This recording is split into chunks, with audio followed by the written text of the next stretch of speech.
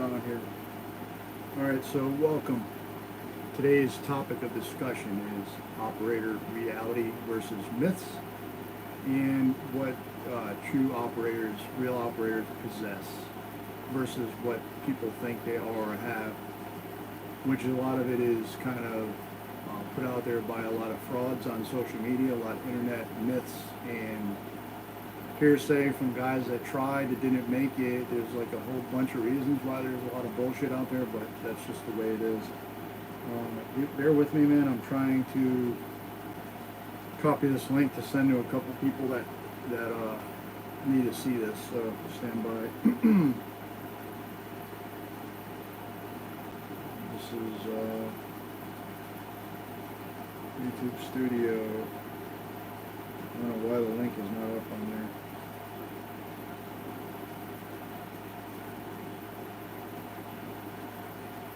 Let me try to YouTube that.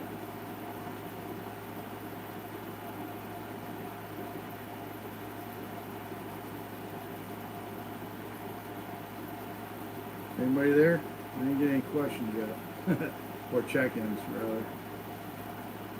Because I don't want to, I'm not going to post this one anywhere, so I'm just going to go live. Alright, we got two people. Who's out there? Shu? Dave?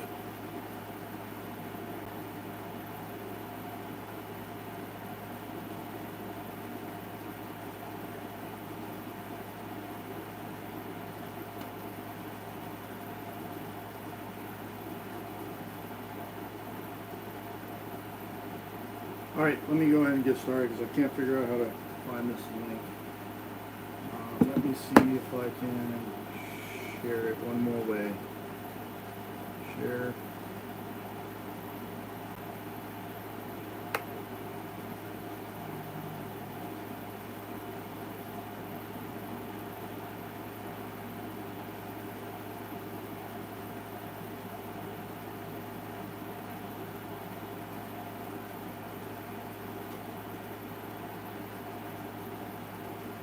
Alright, what's up, Chuck? That was funny. What's up, Chuck? I know you probably don't think that's funny, and it's probably not the first time you heard that.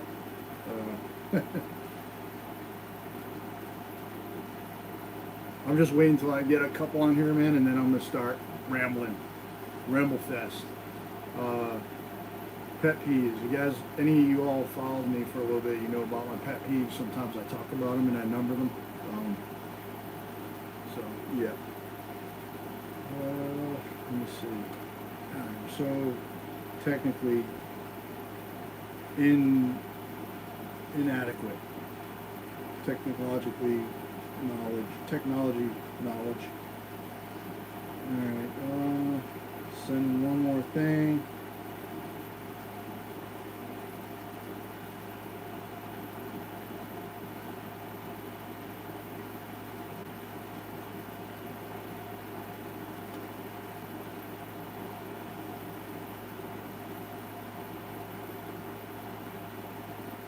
Alright, here we go. Who's up? Who do we got? The sucky thing about this YouTube app is I can't see who's on, so whatever, doesn't matter.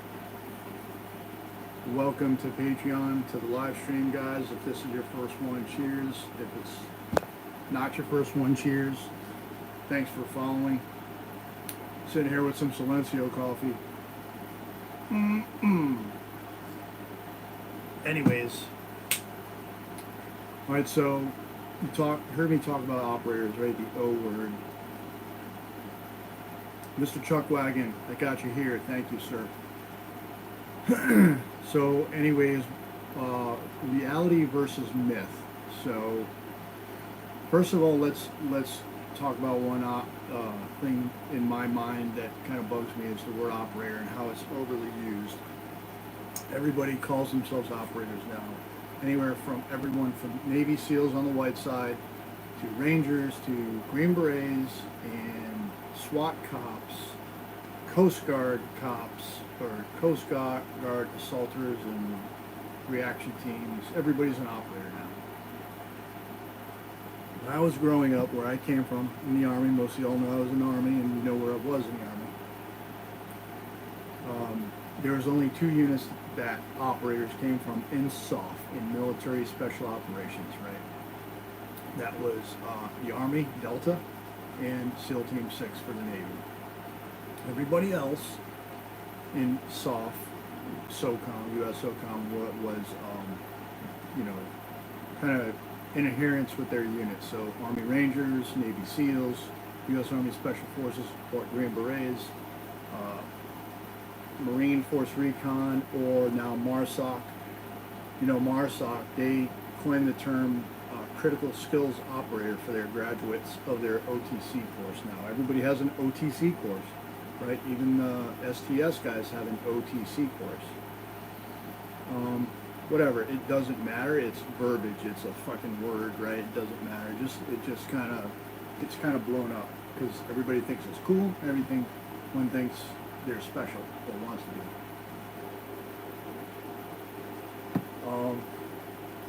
So let's just dive right into this. With that back foundation laid, that background.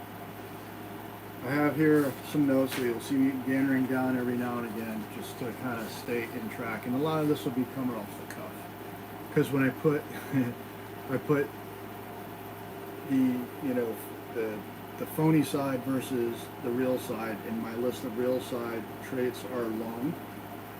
My list of phony side traits will probably come right from the brain, but I have like two things written down just because I was trying to jot down some notes and wasn't able to really come up with what I was looking for. It usually comes from the passion of the conversation. So, an operator, all that aside, where they come from, who they work for, whatever. Real operators are usually very professional individuals, right? And that's one of the criteria the choice to hire them is made is based on their professionalism. There's a whole laundry list of qualities that they're looking for, but professionalism is one, right? Who's not the whiner, who's not the crybaby, who's not the complainer, who's the loud guy that's overly loud, that talks all the time, who's the guy that's humorous, the jokester, right? That guy that's always cracking jokes and making shitty comments. That's kind of along the lines of professionalism, or not along the lines of professionalism. So that is one trait. That's probably one of the more important traits. And that kind of ties in with my next one, which is maturity. But professionalism is the one trait that sought you can't not have that and to get selected for whatever unit you're trying out for. Now, keeping in mind that standards over the last 2 decades have changed, because what the DoD saw fit to try to do was mass produce special operations forces, which we all know can't be done, not if you want to do it correctly. But they're trying, right? They're opening up the floodgates and trying to get people in there. But you know what? Those folks they're washing out on the backside. Give you one example. They opened special operations, the ability to try out for special operations units to females, right? And I have no issues with women.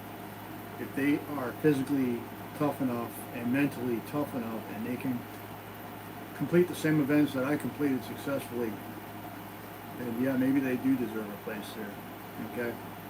But we all know that that's not the case, right? Things get changed, standards get changed, and they were changed. If you think they weren't, you're lying to yourself, because they absolutely were. So there's one female Green Beret. I kind of watched her go through, not physically watched her like a stalker, but tracked her progress through the Q course, because I knew some instructors out at SWIC. And she was, a 18 Charlie student. She graduated. I remember going out to range 69 on Bragg to coordinate for some demo training for my guys. And the 18 Charlie course is out there, and I knew the NCOIC, the head guy out there. He's a good friend of mine, and we're talking. He's like, "Yeah, man, that female's in this course right now, 18 Charlie student." I was like, "Whoa, really? How's she doing?" He's like, "Yeah, she's doing pretty good. She's, learning all the stuff they're learning. She hasn't done any testing or anything yet." So and the cycle testing. She made it.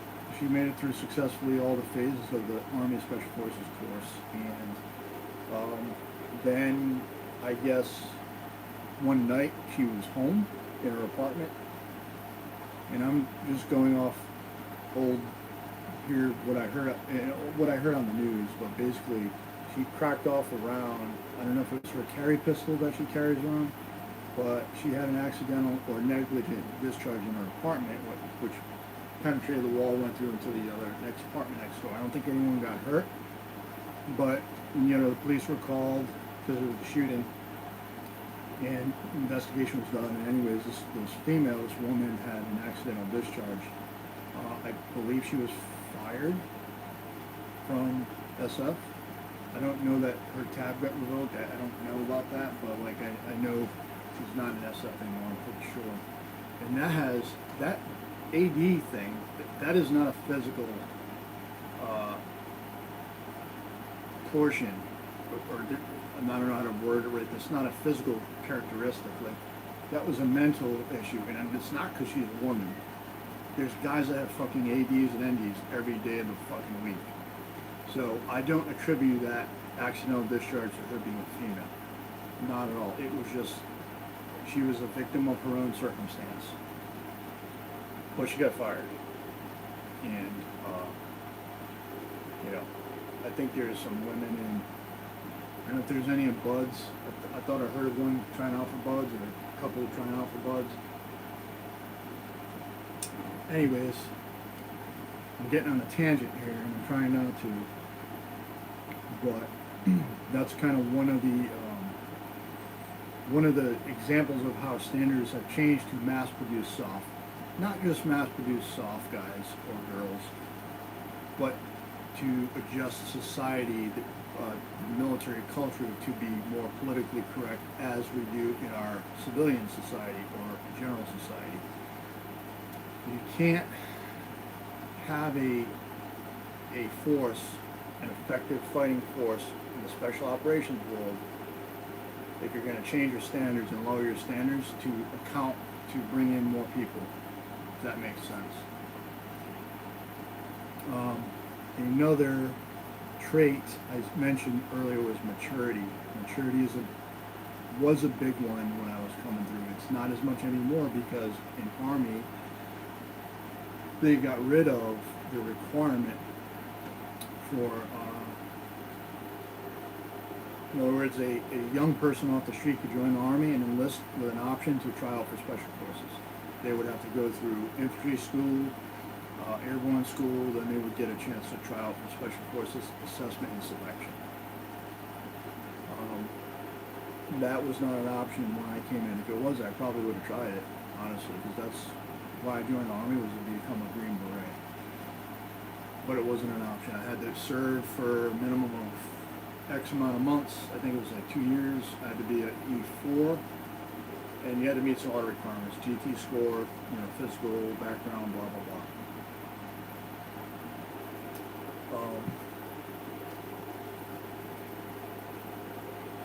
Maturity is important because I've seen a lot of young SF Green Berets come through that were not mature. That probably would have been better Green Berets if they were a little older and a little more experienced. But that was one of those things where the Army needed to increase the special operations side of the manning, the force, and they did that. And it's still in effect today, and it probably will stay that way. I'm sure there's great SF guys that were SF babies. Not everybody's an immature little kid, but maturity was definitely not the top of the forefront for requirements. Another operator trait that's sought after is the ability to work alone without an overly abundant amount of instruction or orders or details to complete a certain task or mission. So an SF operator, now I'm saying it, an operator, special operations operator, needs to be able to work alone without supervision and instruction and someone breathing down their neck. Uh, in addition to that, they need to work well in a team environment. You have to have that personality, and this is absolutely a personality-driven business, to blend with the team and work well and interact and give ideas, receive ideas, process feedback, so on and so forth, without being an asshole or an introvert and just shutting down and keeping to yourself. Like, that won't fly. Bottom line, I saw guys like that, and they eventually go away. Personality, I kind of circle back to the good personality. Not really a good personality, you gotta have the right personality. You don't have to be the guy that everybody loves, but you gotta be kind of likable. You gotta be able to work with. You gotta play well with others. And that ties in with working on a team. Overall standards as far as physical fitness, intelligence level, the ability to make decisions, all those are important, but they're not searching for the person that's the best at it.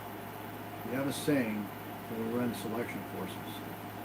We're not looking for the best person, we're looking for the right person. And that can apply to physical fitness. We're not looking necessarily for the guy that scores a 500 on a extended scale on a 300 point total Army physical fitness test. We're looking for the guy that's in great shape, that's physically fit and can, endure physical stress and continue the mission. But he doesn't have to be the best, he doesn't have to be the strongest, he doesn't need to be able to bench 300 pounds, he doesn't have to be the fastest and run a 10-minute 2 mile. He doesn't have to be the smartest guy in the world, a little Einstein or a super high IQ score or GT score or whatever score, but he has to have a good, intellectual, smart mind. He can't be a dumbass, sorry. That offends some people's feelings, hurts some people's feelings. So those are kind of the majority attributes that are found in operators. You hear about quiet professionals. They typically are, but there's been a few loudmouths.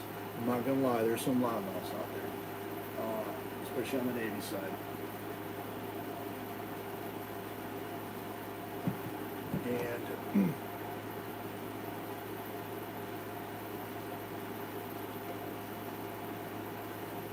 sorry, I was looking at a comment. Make sure you guys leave comments so I can read them. I think I got one check-in, but anyways.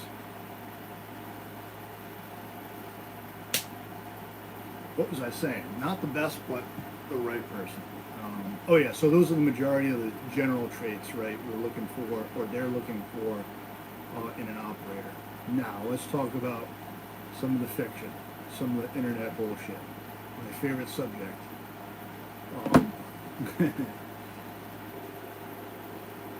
Number one,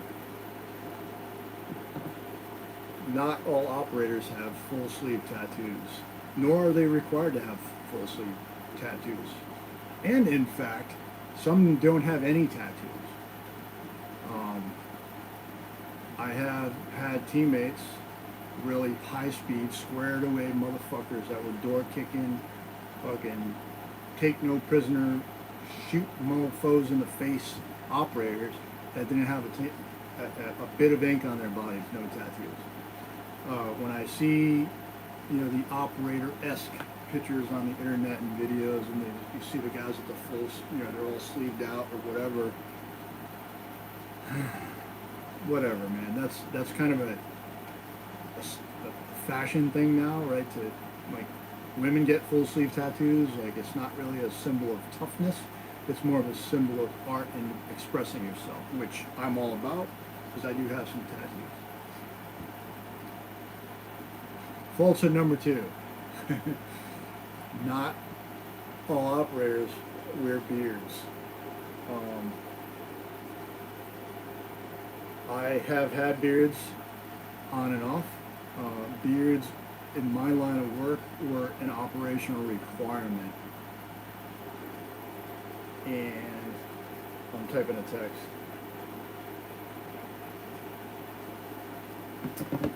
And I was told to grow a beard or said you should grow a beard because of the mission or the environment that I was in. Not you don't graduate the Q course and automatically are allowed to start growing a beard. When I was on an ODA, my first team started, fucking hated beards, and we were not allowed to grow beards. There was a couple times where we were out like doing stuff operationally, or like sitting in a fucking hole in the ground for 3 days. Then you can't help it because you're not going to shave. So like I said, it's an operational thing based on the requirements, environment. Are you in an area where you're trying to blend in and all the military-age males have facial hair or mustaches or goatees or whatever their culture is having them do. Sometimes I'm going to be in an austere environment and I don't have the facilities to shave, so I might grow my shit out for 2 weeks because I'm just got a comment. Got it. You're here. Excellent. So, beards are not an operator requirement, nor are you allowed to grow beards at your beck and call. Normally, you're asked to do it. I remember doing a trip in Baghdad where the troop sergeant came up to me and was like, "Fred, you need to grow a beard this trip." I'm like, "Yep, roger that." Bing! I had a beard just like that. All right, next falsehood. That was the only two I wrote down because those are the ones that drive me nuts. Let's talk about kit. And this is kind of stupid and probably a little childish on my part, but I am a big child. Some of the kit guys wear, they think it's cool because everybody's doing it. And I'm going to tell you, if I was your team leader, and you showed up on my team with this, like to go conduct CQB training, I'd probably rip it off your belt. The fucking range bags or the dump pouches, those big fucking giant sacks that are hanging off your belt to throw spare magazines or empty magazines in. Those things are great for the flat range. If you're working in a position and you're, kneeling by a vehicle, you can throw mags in there or whatever. But I would never wear them operationally because that motherfucker will snag on everything inside a house that you can possibly snag onto. I don't care if you wear it over your butt or whatever.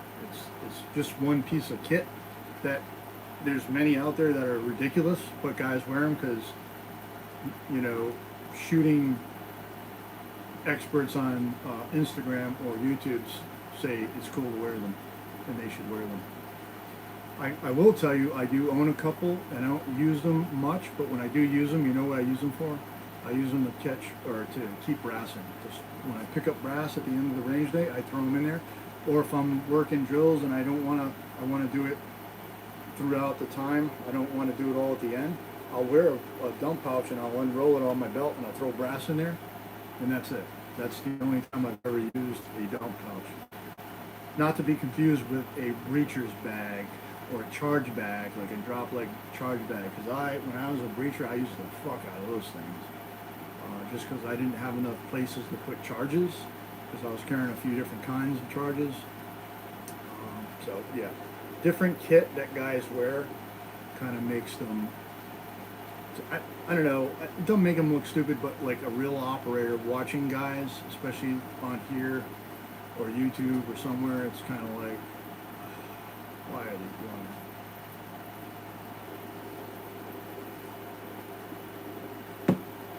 Hey, if you guys have a comment about a stereotype or something you see or had a question mark, go ahead and hit me up with it, man, because I might run out of stuff to start talking about, or to keep talking about. I've jotted some notes down, but like my memory comes and goes. And I was only going to try to keep this to 20 minutes, and I'm already at like 25 minutes. So I'm going to get on here and Google special operations operator in the images and see what comes up.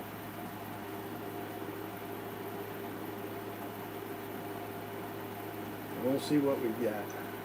I'm going to go to images.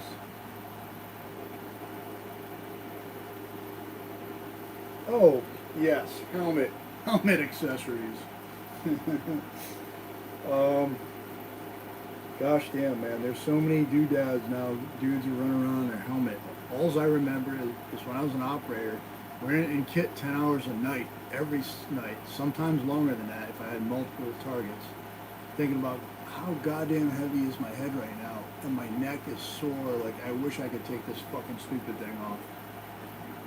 And yes, technology has evolved, and helmets have gotten lighter, ballistic materials have gotten lighter, padding systems, but then the devices that you put on your melon have multiplied over the years. Now, some are necessary, right? So, like, here's what I had on my helmet. I don't have a helmet up here, I just have a couple gun belts, but I ran an IR invisible strobe on my helmet to signal aircraft or friendly forces on the ground for situational awareness. So if you had night vision goggles on, you could know that Fred was on the end of the assault line over there, or Fred's sniper position was on that rooftop right there. And I couldn't be mistaken for bad guys, and nobody would drop a JDAM on me, which is a bad day, right?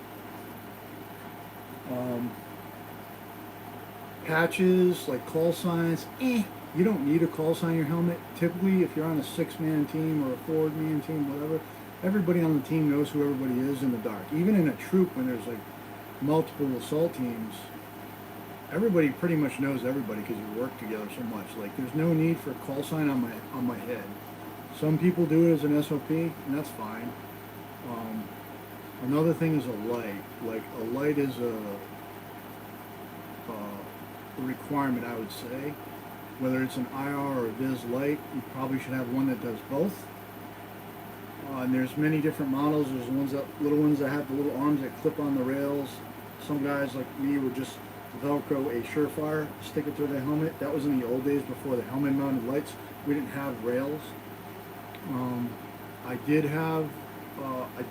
drill and screw a rail into one of my ballistic helmets and mounted like a gun light on there for a while, which had both IR and visible capability.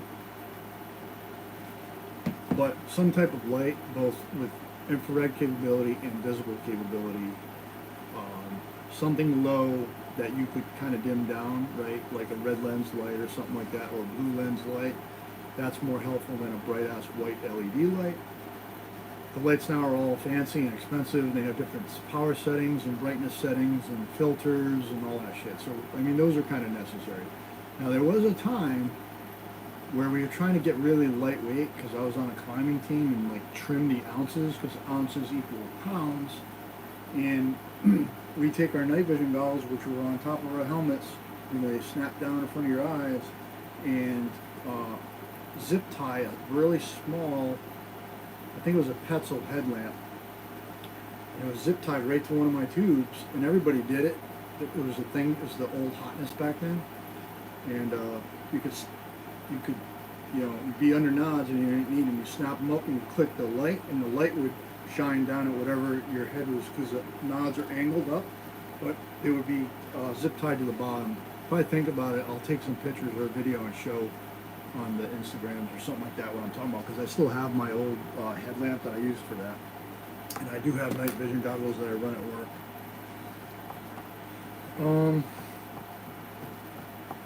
Helmet accessories, battery packs, right? If you're using nods for extended periods of time, like 10, 12 plus hours like we were, extended battery packs are helpful, and that does add weight. I've seen, I even have RE Factor tactical helmet covers. I have two that have the counterbalance weights in the back.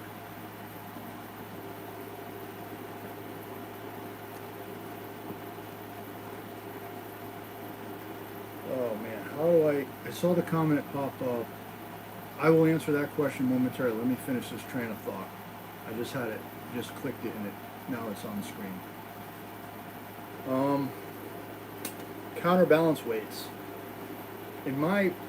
I've been playing with them for like the last couple months. I did a review for RE Factor Tactical's helmet cover, and it's pretty badass, right? And they include a 1 pound, up to 1 pound weights.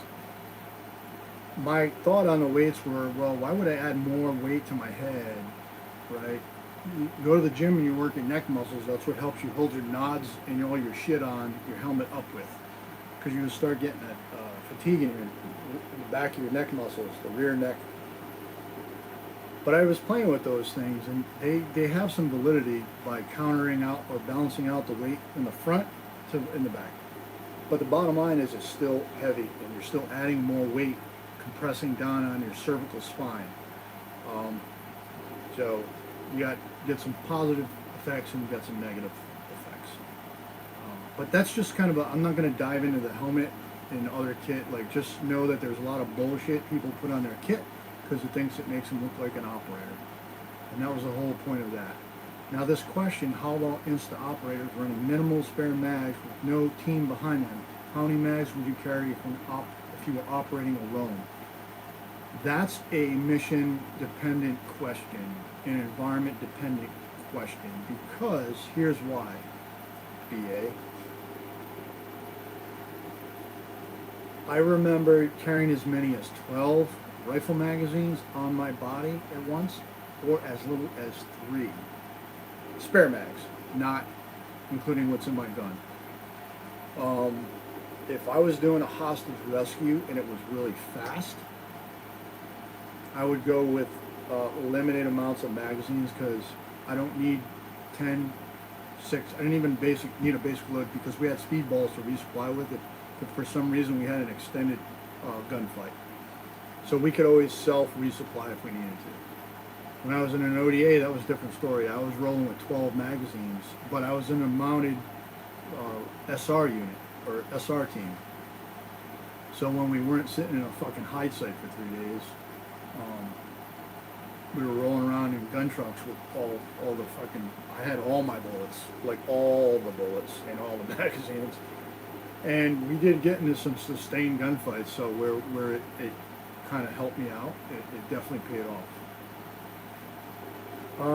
Another consideration is, are you on a climbing, like a specialty team, like a climbing team? Are you climbing a caving ladder to a rooftop with a hook and pole? Because if you're loaded down with like a shitload of magazines, that's going to suck. That's going to become a PT event.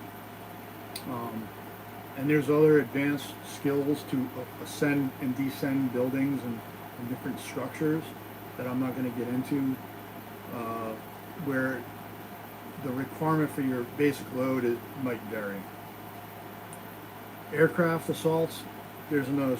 You're not going to need 12 magazines on an aircraft assault. You might need 2, one in a gun and 1 reload, because you might have a malfunction where you need to conduct a reload. Those targets go down that fast, so you don't need a shitload of ammo. Plus, I got buddies that are carrying ammo too. I can take one from them if need be. So, hopefully, BS that answered or BA that answered your question. BS, all bad. All right, where was I? Woo, I went in the weeds. Operator falsehoods and fantasies. So I'm looking at pictures, and that's going to help me. Here's another one. And this is actually real. Some guys do it, cutting off your sleeves because of the heat, or because I have sleeve tattoos and big arms, and I need to show it off while I'm holding guns and taking sexy snapshots, right? There was a time in my unit where guys were cutting their sleeves off their uniforms because it was hot as fuck. I was never a big sleeve chopper. I like the protection of long sleeves because I've been in fucking tight gunfights where spalling is ricocheting off walls and shit, and like you're getting hit with the spalling and the fragmentation of bricks and little pieces of rocks and shit. That shit will fuck you up, man. You got eye protection on, you got your hearing protection on, and you got your gloves and your skin protection on for a fucking reason. That shit is no joke. Now, is every day like that? No, that's worst case scenario. So yeah, guys chop their sleeves off, or now they wear those lacrosse jerseys, or not lacrosse, rugby jerseys, right? Velocity makes. I actually have a couple of those. They're badass when I'm in the shoot house and it's hot as fuck out and I'm standing up in the catwalk, air horning dudes. Like, I love those things because they're very cool and they wick sweat off your body and evaporate it. I guess I kind of jumped on the majority. I don't want to make this too long, but there's some stuff out there, and I just want to make people aware that real operators don't do a lot of this nonsense, and it's just become this like bastard child of the internet, for lack of a better description, of what operators are. Does that make sense? Rangers are not operators. SEALs are not operators unless they're in SEAL Team 6. MARSOC guys are not operators. They're called critical skills operators. And I guess not, I'm going to leave it on that, man.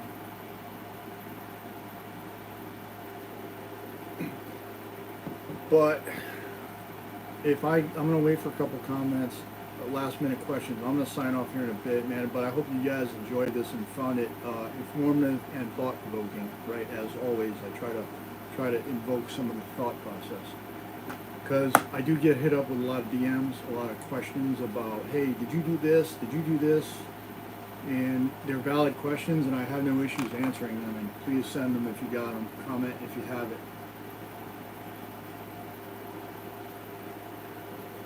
Okay, BA, there's a great one. There's a great one. So back panels, I don't know what your background is, so I'm just going to answer this like somebody that doesn't know a goddamn thing. So please don't let me insult your intelligence. Back panels are not just for you. Because think about flashbangs. That's the perfect scenario.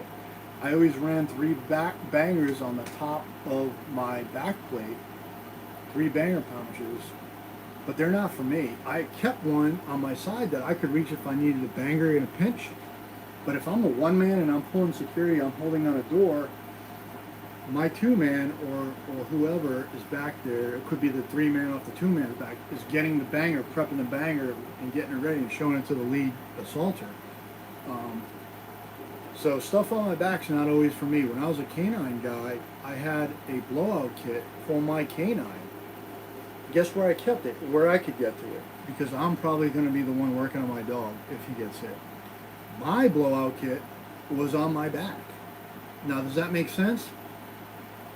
I have limited real estate.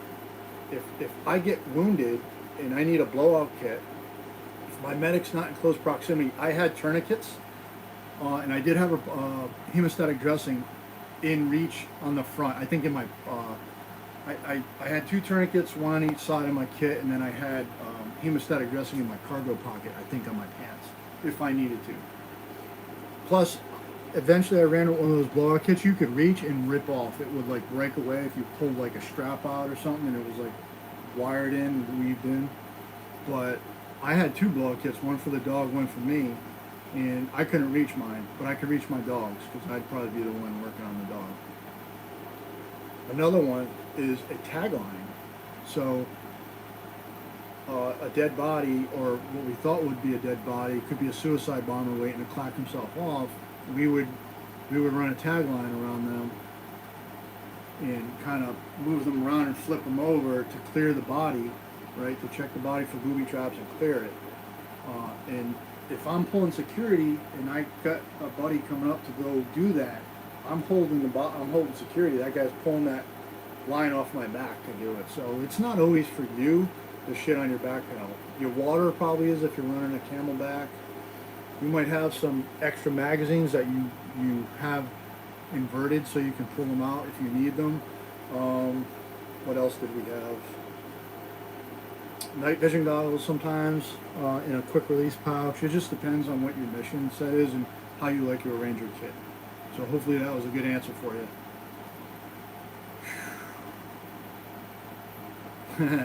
Canine blowout kit.